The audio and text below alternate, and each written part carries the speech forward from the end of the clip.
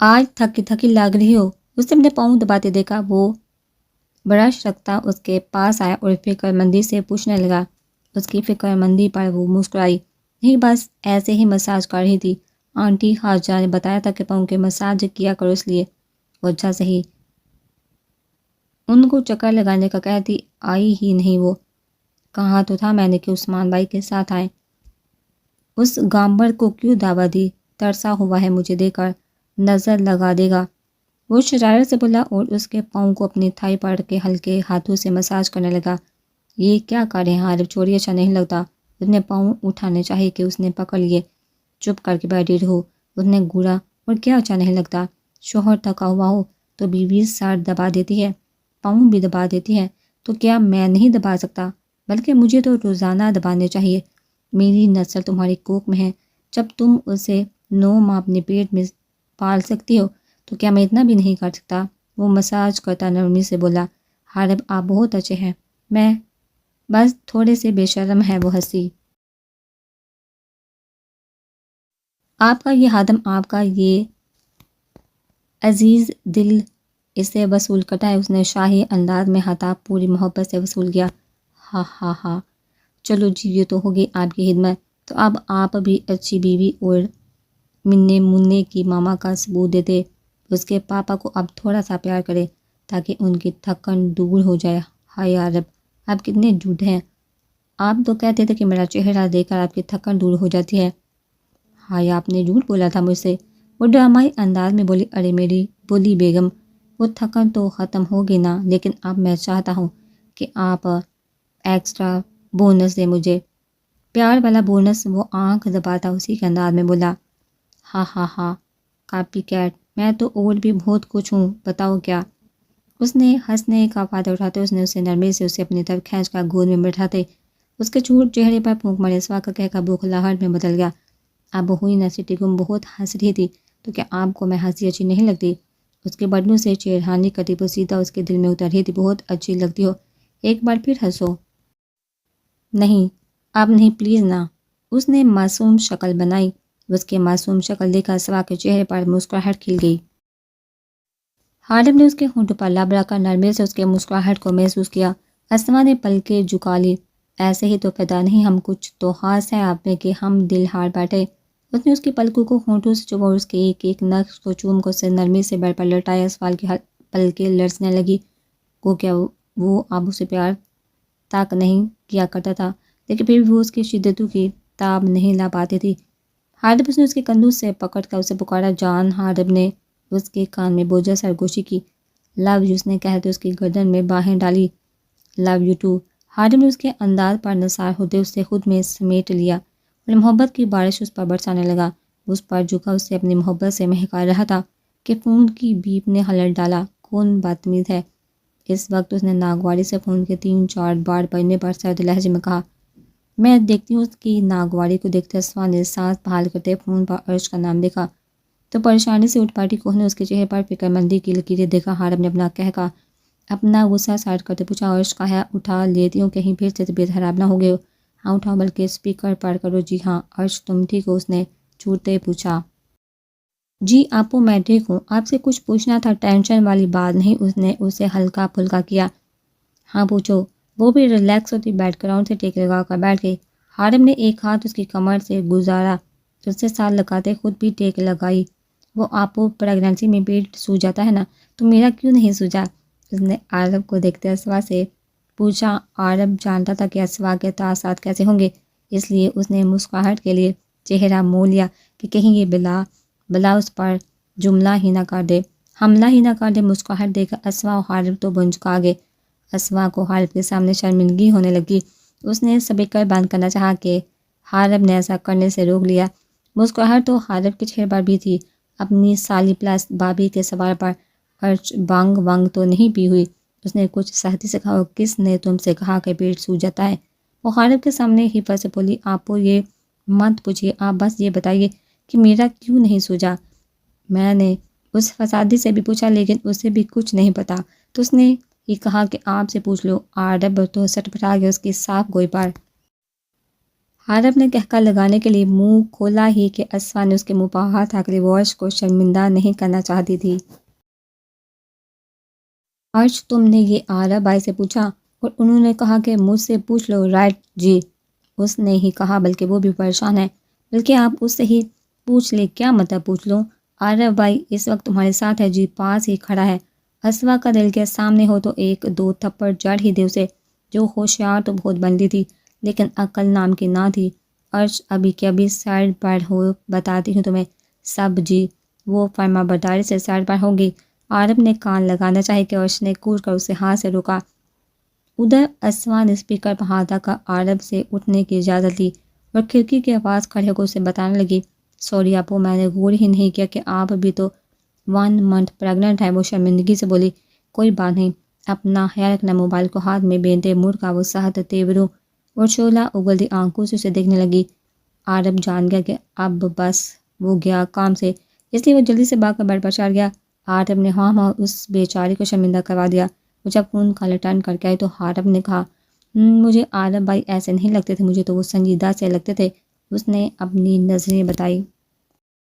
وہ اپنے لیے تکیہ درست کرنے لگی کہ عارف نے اپنے سینے کی طرف اشارہ کیا۔ وہ مسکراتی اس کے سینے پر سر رکھ کر اس کے سینے کے بالوں سے چھیڑخانی کرنے لگی۔ وہ ہنسا جیسے اس نے کوئی جوک سنایا ہو۔ وہ کیا چیز ہے ابھی تم جانتی نہیں ہو؟ گناہ مسنا بے شرم ہے۔ وہ سمجھتی ہو نا جو لوگ جتنے پاکیزہ دکھتے ہیں اندر سے اتنے ہی شیطانی ہوتے ہیں۔ بس وہی حساب اس عارف کا بھی ہے۔ سنجیدگی میں اپنی بے شرمی کو چھپا دیتا اس نے اس کے بالوں میں انگلیاں چلاتے کہا، ہر بری بات، آپ عارف بھائی کو شیطان کیسے بول سکتے ہیں؟ اسے عارف کے لیے شیطان لفظ برا لگا تھا، اس لیے وہ ٹوکے بنا نہ رہ سکی۔ یار شیطان تھوڑی کہا ہے، تمہارے اس بھائی کو میں نے تو مثال دینے کے لیے کہا تھا، اب بندہ مثال بھی نہ دے۔ انہوں نے برا مناتے کہا، اچھا پھر ٹھیک ہے، اچھا میں تمہیں عارف کا ایک اور پوائنٹ بتاتا ہوں، تمہیں اس پر بے یقین نہیں آئے گا۔ اس نے سسپینس پلایا، کیسا پوائنٹ؟ اس نے بھی اس کے سسپینس پر سر اٹھا کر اس کی آنکھوں میں دیکھ کر کہا، وہ یہ کہ میری پیاری بولی بی بی صاحبہ، ہم دونوں ہر اتوار رات کو مووی دیکھتے تھے اکٹھے، اور مزے کی بات یہ ہے کہ وہ ساری موویز تمہارا آئیڈیل بھائی لاتا تھا اور ساری ہی رومانٹک ہوتی تھی۔ اس نے بم پھوڑا، کیا سچ میں؟ وہ حیرانی سے بولا۔ حیران ہونا بنتا بھی تھا، وہ تو سمجھتی تھی کہ وہ سنجیدہ سوبر سا بندہ مووی بھی نہیں دیکھتا ہوگا، اور جہاں یہ انکشاف ہو رہا تھا کہ وہ رومانٹک مووی دیکھتا تھا۔ عارف ہم کیا اپنی بات نہیں کر سکتے؟ وہ جو قبل اس کی اور عارف کی شرارتوں کی داستانیں سن رہی تھی کہ اب اکتا کر بولی۔ عارف نے اجنبی سے اسے دیکھا، کوئی جیلس ہو رہا کیا؟ اس نے مسکراہٹ دبائی، نہیں تو۔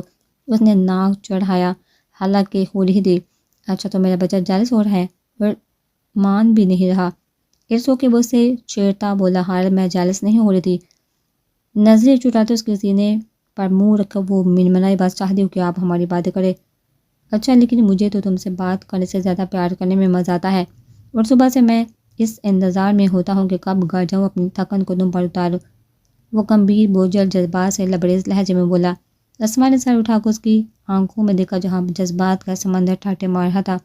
اس کے جذبات سے بوجھل آنکھوں سے نظریں چٹاتی وہ سنگ دل بنتی اس کے سینے پر سر رکھ کر لاڈ سے باتوں کی فرمائش کرنے لگی، جس پر وہ اسے ظالم حسینہ کا لق دکھا دیتا اس سے باتوں میں مصروف ہو گیا۔ ہم نے تو ابھی تک اپنی بیبی کا نام بھی نہیں سوچا۔ وہ پریشانی سے بولی، میں نے تو سوچ لیا ہے۔ اچھا کیا؟ اور آپ نے اکیلے سوچ لی بیبی کے نام؟ اور روٹھے پان سے بولی، میں نے سوچے، تم نے سوچے کی بات ہے۔ اچھا بتائیے تو صحیح، کیا نام سوچا ہے آپ نے؟ میں نے 4 نام سوچے ہیں۔ اگر تو ہمارے جوڑواں بیٹے ہوئے تو ہم ان کا نام سیان اور صفوان رکھیں گے، اگر جوڑواں بیٹیاں ہوئی تو ہم ان کا نام تارا اور حیا رکھیں گے۔ وہ ایکسائٹیڈ سا بتانے لگا۔ عارف ضروری تو نہیں کہ جوڑواں ہو، ایک بھی تو ہو سکتا ہے نا؟ نہیں میری جان، انشاءاللہ جوڑواں ہی ہوں گے۔ توڑواں بھی چلیں گے لیکن جوڑواں تو ہوں گے انشاءاللہ۔ وہ پورے یقین سے بولا، اس کے اتنا یقین سے کہنے پر وہ تذبذب کا شکار ہوئی۔ جوڑواں بچوں کو کہتے جو اس کے چہرے پر الواحی چمک پیدا ہوئی تھی۔ اسوا کو ڈر لگنے لگا تھا۔ وہ جوڑواں کی خواہش لی بیٹھا تھا، لیکن عارف یہ تو اللہ کا کام ہے نا، وہ 1 دے یا 2 یا 3، یہ تو اس کے کام ہے۔ اسے سمجھانے کی ناکام کوشش کی اس نے۔ وہ نہیں چاہتی تھی کہ بعد میں اس کی خواہش ٹوٹے۔ تمہیں پانے کے بعد جو دعا میں نے شدت سے کی ہے وہ جوڑواں بیبیز کی ہے، اور جو دعا شدت سے پوری لگن سے کی جائے وہ ضرور قبول ہوتی ہے، اور مجھے پورا یقین ہے کہ میرا رب مجھے ضرور جوڑواں کی نعمت سے نوازے گا انشاءاللہ۔ آمین، اس نے صدقہ دل سے کہا جبکہ چہرے پر پریشانی تفکر کے لکیریں نہ چاہنے کے باوجود کھنچ گئی تھی۔ تم پریشان مت ہونا، انشاءاللہ جو بھی ہوگا ہماری بہتری کے لیے ہوگا، اس نے اس کے سر پر بوسہ دیا۔ اسما تھوڑی دیر بعد اس کی گمبھیر آواز اس کے کانوں سے ٹکرائی۔ اسما نے سر اٹھایا تو اس کی آنکھیں اس کے جذبات سے بوجھل سرخیلی آنکھوں سے ٹکرائی۔ اس کے جذبات سے بوجھل آنکھوں کی سرخی پر وہ خود کو پوری رضا سے سونپ گئی۔ جب اس کا خیال کرتے اتنے دنوں سے خود کے جذبات پر قابو پائے ہوئے تھا تو اب اس کا فرض بنتا تھا کہ وہ اس کی رضا میں راضی ہوتی، اور اس نے ایسا ہی کیا تھا۔ حارب نرمی سے اسے اپنے حصار میں لیے نرمی سے اس کے ہونٹوں کو چومتا اس کے لمس کو محسوس کرنے لگا۔ رفتہ رفتہ رات کی سیاہی گزر رہی تھی اور حارب اسما کو کسی متاع کی طرح اپنے حصار میں لیے اس پر نرمی سے اپنی محبت برسا رہا تھا۔ تم نے مجھ سے جھوٹ بولا فسادی، جھوٹے مکار انسان۔ وہ آنکھوں میں غصے کی چنگاریاں لیے لہجے میں آگ کسی لپک دی اس کی طرف بڑھتے گڑائی۔ حارب اس کی اپنی طرف آنے پر فوراً سے بڑھ چڑھتا جانتا تھا۔ شامت پکی ہے، میں نے کب جھوٹ بولا؟ وہ صاف منکر گیا۔ جھوٹے دھوکے باز انسان، تم تو گرگٹ سے بھی زیادہ تیز رنگ بدلتے ہو۔ اس کا منکر نے اسے تیش ہی تو دلا گیا تھا کہ بولتی بپھرتی اس کی طرف آئی کہ وہ بیڈ پر جمپ لگاتا دوسری سر پر ہو گیا۔ کیسا دھوکا، کیسا جھوٹ، کیسی مکاری! ہاں، میں نے تم سے کب کہا کہ پیٹ نہیں سوجا؟ میں نے تو صرف لا علمی کا اظہار کیا تھا۔ پھر یہ کہاں سے جھوٹ ہوا؟ جھوٹ ہی تو ہے، تم مجھے بتا تو سکتے تھے نا، لیکن نہیں، تم نے مجھے بتانا گوارا نہیں کیا، بلکہ ایکٹنگ کرتے تم نے مجھے اکسایا کہ میں آپو سے پوچھوں۔ وہ بیڈ پر چڑھتی، اسے بیڈ کے دوسری سائڈ سے صوفے کے پیچھے جاتے دیکھا گھرائی، اور اب سکون سے مسکرا لیے اس سے بجتا اس کے غصے بڑی گراہٹ سے محسوس ہوتا، اس سے پکڑن پکڑائی کے کھیل کو انجوائے کر رہا تھا۔ اس کی مسکراہٹ اسے مزید تپا رہی تھی۔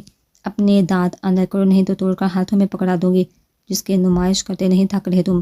صوفے کے گرد اس کے پیچھے بھاگتے وہ تب کا بولی۔ عارب کی بانچیں مزید پھیل گئی، عرش تو سلگ گئی۔ اسے اس کی مسکراہٹ اس وقت زہر سے بھی بری لگ رہی تھی۔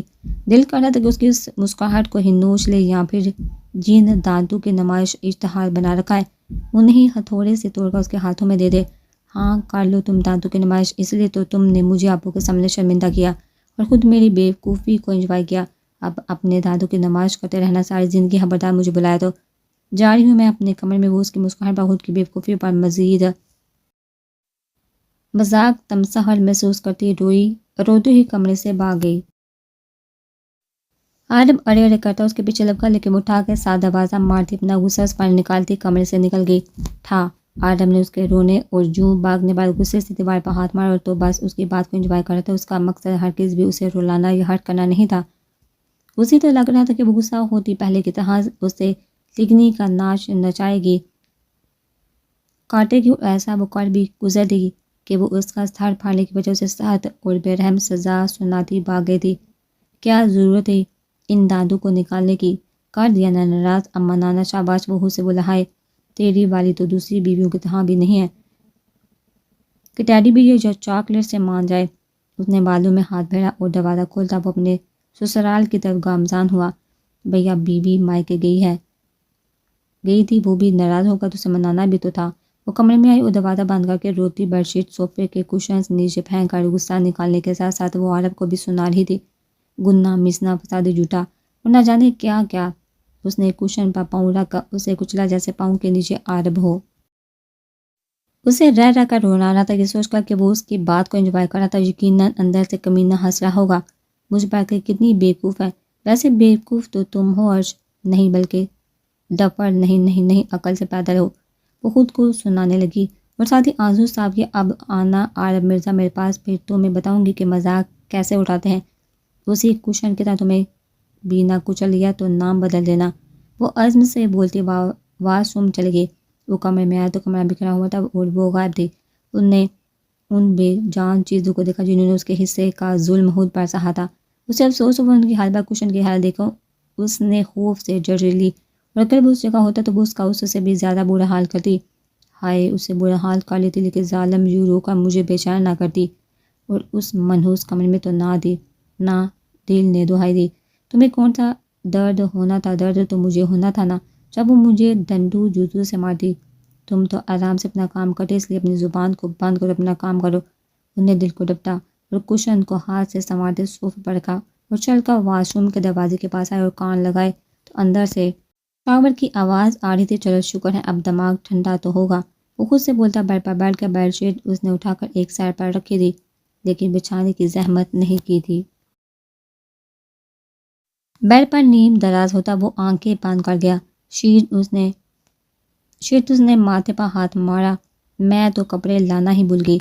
اس ڈفر کے چکر میں اس نے لب کچلے. اور شہر ہے اپنا ہی کمرہ ہے خود سے کہہ دے. اس نے ہینگ ہوا وائٹ کلر کا بات گاؤن پہنا اور بالوں کو تولیے سے لپیٹے باہر آئی. وہ نیم دراز لیٹا ہوا تھا.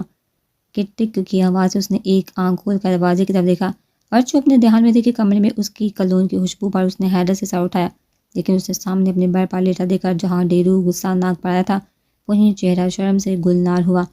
اس نے ایک نظر خود کو دیکھا. بات گاؤن میں اس کے جسم کی رہنائیاں صاف واضح تھی. عرب نے جو ایک آنکھ کھولی تھی انہیں ہوش ربا وجود کو بات گاؤن میں دیکھا. اس کی دوسری آنکھ بھی پوری جوبن سے کھل گئی. وائٹ بات گاؤن میں اپنے نازک سے جسم اور تمام تر خوبصورتی کے ساتھ وہ اس کی خوش اڑاتے سامنے غصے اور شرم سے کھڑی تھی. عرش نے اس کی بے باک آنکھوں کے خود کے ایکس رے کرتے دیکھ کر بات گاؤن کا گلا اوپر کیا لیکن پنڈلیوں کو کیسے چھپاتے اس لیے اس نے اسے اپنی طرف دیکھ کر واش روم میں بھاگ جانے میں ہی آپیا جانی. عرب ٹرانس کی سی کیفے میں اٹھا اس کی طرف آیا لیکن اسے بھاگتے دیکھ کر ایک جس میں اس نے اپنا مضبوط ہاتھ اس کی کمر میں ڈال کر اس کی رائے فرار کو باندھ کرتے اس کی پشت اپنے سینے سے لگائی.